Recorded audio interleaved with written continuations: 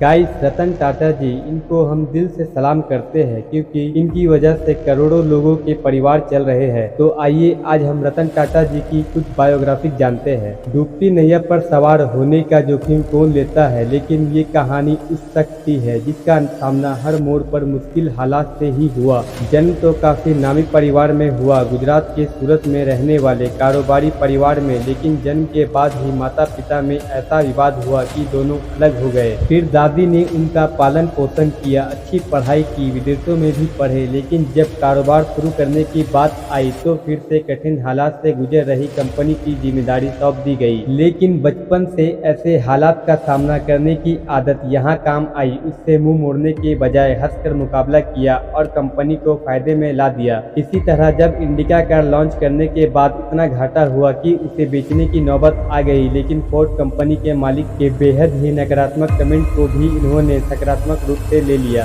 उस समय Ford company मालिक ने कहा था, ये कंपनी खरीदकर हम आप पर एहसान कर रहे हैं। इस बात को सुनने के बाद भी इस शख्स ने उसे दिल पर नहीं लिया, बल्कि उसे दिमाग पर लिया और कंपनी बेचने की सोच को न सिर्फ टाला बल्कि उसे फिर से ऐसी खड़ी कि उसने नया इतिहास रच डाला। क्योंकि इन्होंने नई रिसर्च के साथ उसी डूबती नैया को मझधार में छोड़ने के बजाय कुशलता से ऐसे किनारे पर ले आए जहां से फिर जिंदगी में कभी पीछे मुड़कर नहीं देखा। फिर उसी शख्स ने फोर्ड कंपनी की खराब हालत पर उसे मदद की, फोर्ड कंपनी को खरीदने का ऑफर दिया। अब इस बार वही फोर्ड मालिक अपनी डूबती नैया को बचाने के लिए आया और खुद ही बोला, हमारी कंपनी खरीदकर आप हम पर एहसान कर रहे हो। दोस्तों, ये कहानी है देश के महान बिजनेसमैन रतन टाटा की। इनका पूरा नाम रतन नवल टाटा है। इनका जन्म 28 दिसंबर 1937 को सूरत में हुआ था। पिता का नाम नवल टाटा था और माँ का नाम सोनू टाटा। बताया जाता है कि उनके माता पिता के बीच तलाक हो गया था, इसलिए उनका पालन पोषण उनकी दादी नवाजबाई टाटा ने किया था। रतन टाटा को इन्होंने गोद लिया था। इस तरह दत्तक पुत्र के तौर पर उनकी परवरिश हुई थी। वही रतन टाटा के पिता ने सिमोन टाटा से दूसरी शादी की थी, इसलिए रतन टाटा का एक सौतेला भाई भी है जिनका नाम है नोएल टाटा।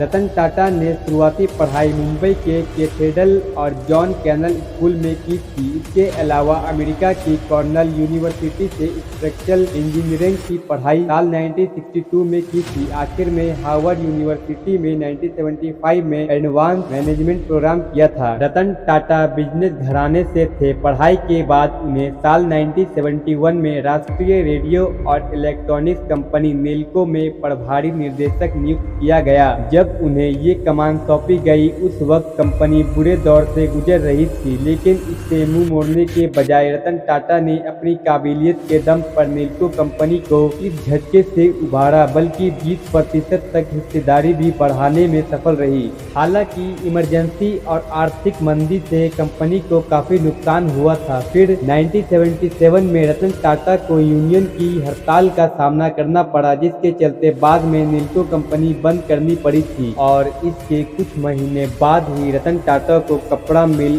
प्रेस मिल की जिम्मेदारी दे दी गई। ये कंपनी भी उस समय घाटे में थी। आखिरकार इसे भी बंद करना पड़ा था, लेकिन रतन टाटा ने कभी हार नहीं मानी। कहा जाता है कि रतन टाटा अपनी इस कंपनी को कभी बंद करना नहीं चाहते थे, लेकिन मजबूरी में ये फैसला लेना पड़ा था। अब भले ही जिन दो कंपनियों की कमान उन्हें दी गई थी उन्हें बंद करनी पड़ी, लेकिन इस बीच रतन टाटा की काबिलियत उनके परिवार को समझ में आ गई थी। जितने बुरे हालात में भी इन्होंने कंपनी को काफी हद तक ऊपर उठाया था। उसे देखते हुए जे.आर.डी. टाटा ने साल 1981 में रतन टाटा को टाटा इंडस्ट्रीज के उत्तराधिकारी बनाने की घोषणा कर दी थी, पर उस समय तक इनके पास ज्यादा अनुभव नहीं था, इसलिए विरोध भी हुआ। यानी ये भी उनके लिए मुश्किल दौर था, लेकिन रतन टाटा तो वाकई अनमोल रतन थे। इन्होंने हार नहीं मानी और आगे बढ़ते गए। साल 1991 में रतन टाटा को टाटा इंडस्ट्रीज व इसकी अन्य कंपनियों के अध्यक्ष पद की जिम्मेदारी सौंप दी गई। इसके बाद ही टाटा ग्रुप हमेशा आगे बढ़ता गया। इसकी अध्यक्षता में टाटा ग्रुप ने अपने कई बड़े प्रोजेक्ट स्थापित किए और देश ही नहीं बल्कि पूरी दुनिया में इन्होंने टाटा ग्रुप को नई पहचान दिलाई। रतन टाटा के नेतृत्व में ही टाटा कंसल्टेंसी सर्विसेज ने पब्लिक इश्यू जारी किया और